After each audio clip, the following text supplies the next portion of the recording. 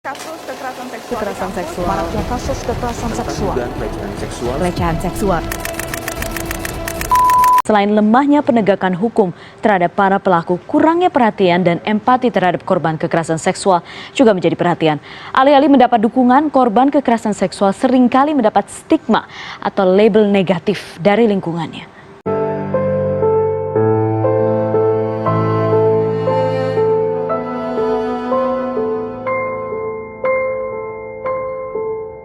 Pernikahan seharusnya didasarkan pada cinta dan kesepakatan dua belah pihak. Namun, bagaimana jika pernikahan terjadi tanpa persetujuan? Bahkan lebih buruknya, jika pernikahan itu menjadi pintu masuk bagi kekerasan seksual.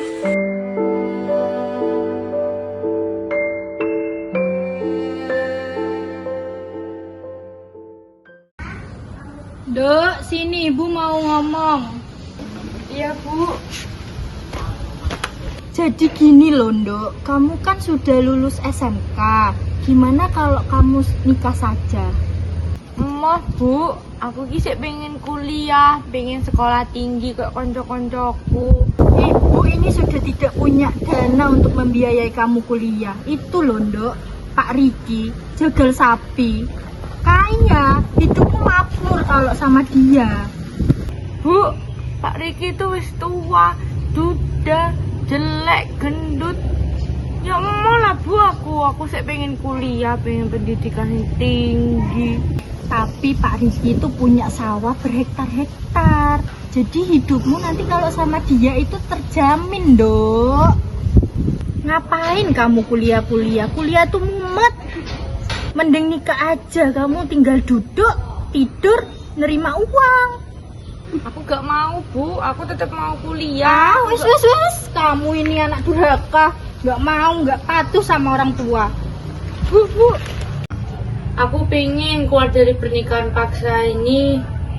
Aku mau ngelawan ibu, tapi takut pasti ibu ngecap aku sebagai anak durhaka. Aku mau cerita ke orang lain, pasti orang lain lebih nyalahin aku.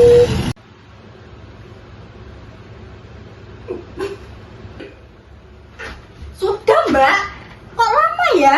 Belum, Bu. Itu mempelai lelakinya tuh loh, nungguin. Kok Bu, lama? aku gak mau Bu. Ayo cepet. Ayo.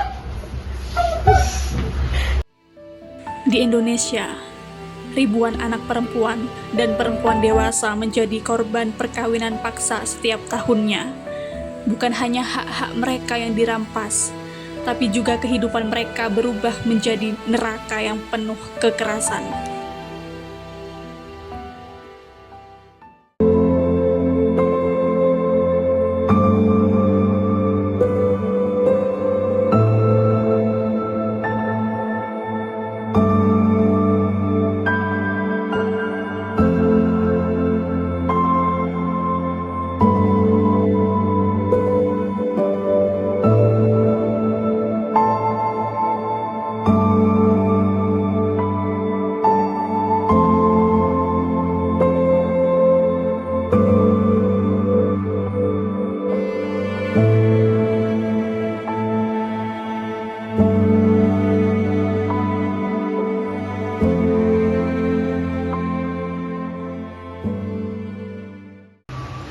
Perkawinan paksa merupakan pelanggaran serius terhadap hak asasi manusia yang melibatkan pemaksaan seseorang untuk menikah tanpa persetujuan penuh dan sukarela.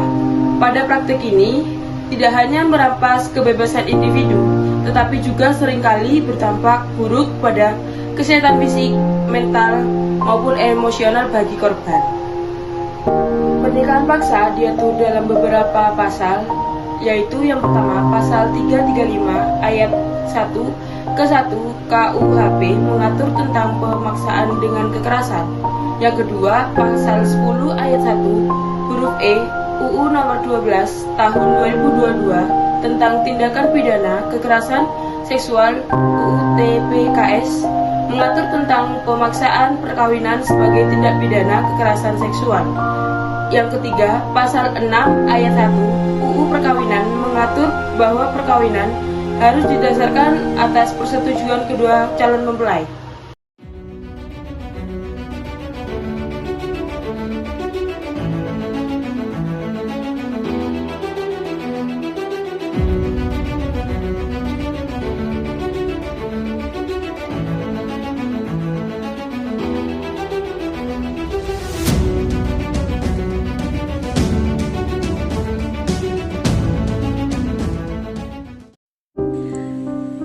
Perkawinan paksa seringkali terjadi karena tekanan keluarga, faktor ekonomi, ataupun budaya. Gadis-gadis muda dinikahkan dengan pria yang jauh lebih tua tanpa kesempatan untuk memilih. Bahkan, beberapa dari mereka dipaksa karena alasan kehormatan keluarga.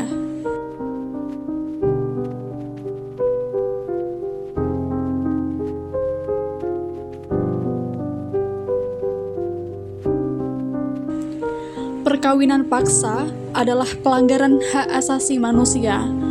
Dalam banyak kasus, korban tidak hanya kehilangan kebebasan, tetapi juga menjadi rentan terhadap kekerasan fisik dan seksual.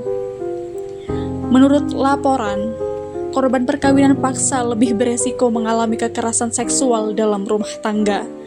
Dan ironisnya, banyak dari mereka tidak berani melaporkan pelaku karena stigma masyarakat.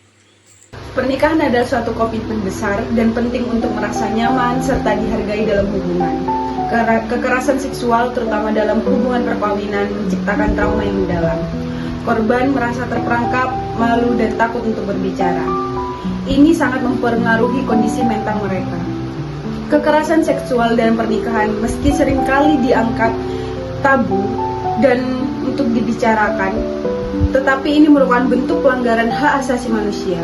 Anda sangat berhak atas rasa nyaman, aman, dan persetujuan dalam hubungan.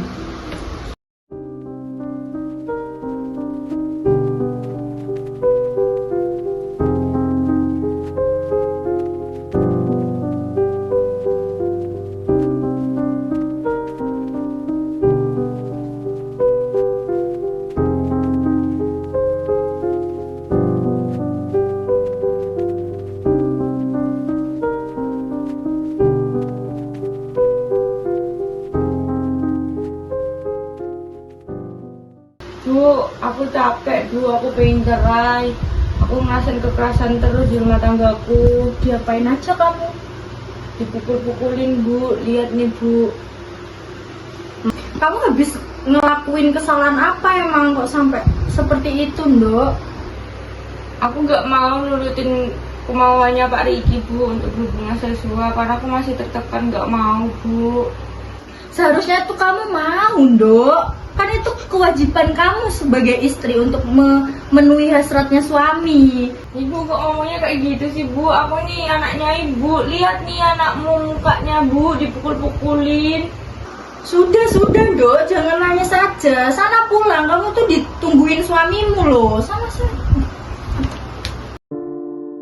Kekerasan seksual dalam pernikahan seringkali dianggap bukan masalah besar oleh masyarakat. Namun, dampaknya sangat serius. Korban mengalami trauma psikologis, depresi, bahkan kehilangan rasa percaya diri. Selain trauma, stigma masyarakat menjadi penghalang besar bagi korban untuk melapor. Mereka takut dicap sebagai pembawa aib, durhaka, atau bahkan disalahkan atas kekerasan yang mereka alami. Kita harus mengubah pola pikir masyarakat. Kekerasan seksual, apapun bentuknya, tidak pernah bisa dibenarkan. Korban harus didukung, bukan disalahkan.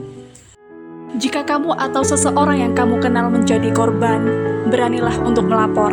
Suaramu bisa menyelamatkan dirimu dan orang lain. Kita bisa menciptakan dunia yang lebih baik, di mana setiap perempuan berhak hidup dengan aman dan bermartabat.